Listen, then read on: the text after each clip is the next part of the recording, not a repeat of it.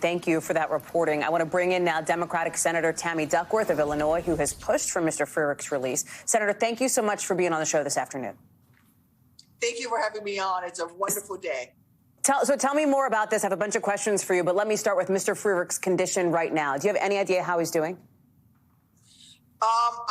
My only information I've had is that physically he seems to be doing well, but, he needs to go through a full medical check.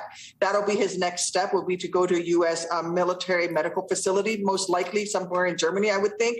But he'll need to get a full physical rundown and then also counseling. And then it'll be up to him when he's ready to come home. But I hope he goes through a full, analysis of his health.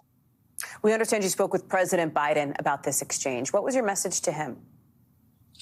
Well, I've been pleading with the administration now for over 2 years. Back in February of 2021, I actually had to ask for and received a personal meeting in the Oval Office with the president, pushing for him to approve this prisoner swap. The Taliban has been very clear from the very beginning, over 2.5 years ago, that they wanted Norzai as the swap for Mark. We've been unwilling to do that, and it took a good 2 years of actually a big chunk of it was negotiating within the administration itself, convincing them why it was feasible to release Norzai in exchange for Mark, not the least being that Norzai is an elderly man in poor health. In fact, he was moved to a prison in upper state New York because his health was so bad that he needed special health care and, at the American taxpayers' expense. So it was part of it was just me convincing the president, hey, this guy's going to die on our hands and we're still not going to get Mark back. Let's stop taking care of his health at taxpayers' expense and let's get an American Navy veteran home. And I'm so glad the president agreed to it. Mark Frerichs was just kidnapped by militants, basically, in Afghanistan. Can you give us some insight into the conditions he'd been held under since 2020? Well, it's really been hard to see. He was taken by the Haqqani network, I believe, which is, related to the Taliban. They have been occasionally releasing his health, proof of health, proof of life videos. We really didn't get very much until this past year, in particular after the Biden administration took over. Then we started to get more information. But just watching the videos, you could see that his health was failing. And then when we started really negotiating with them, it looked like he started to get better nutrition. He seemed to be better, although his mental state, obviously as anyone who's been in captivity for 2.5 years would be, was something we were worried about.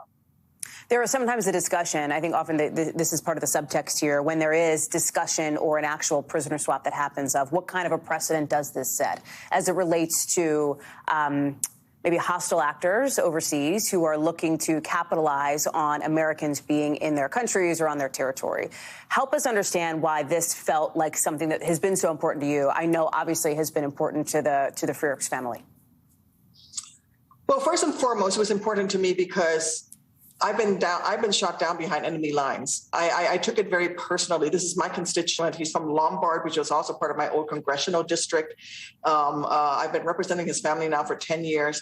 But also just personally as a soldier, part of the soldier's creed is you don't leave a fallen comrade behind. And as someone who was not left behind when I was shot down, and the bad guys were several hundred yards away from where my helicopter lay in a field in Iraq, and my buddies carried me out, I knew the fear and the danger that I was in. And so I was not going to stop until we got Mark home. He deserved to be brought home, especially being a Navy veteran, especially as someone who was in Afghanistan serving for the people of the United States.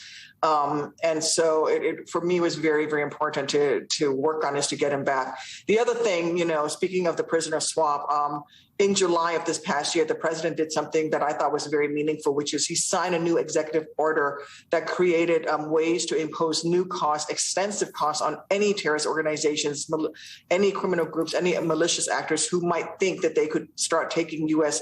citizens hostage in exchange for other gains. And that executive order was a big piece of why I felt that it was okay to do this swap. And of course, the second thing I've already mentioned, the fact that the prisoner that we had was probably going to die in a U.S. prison anyway. So might as well get him off of the taxpayers' books and stop paying for his health care, and let's get Mark home.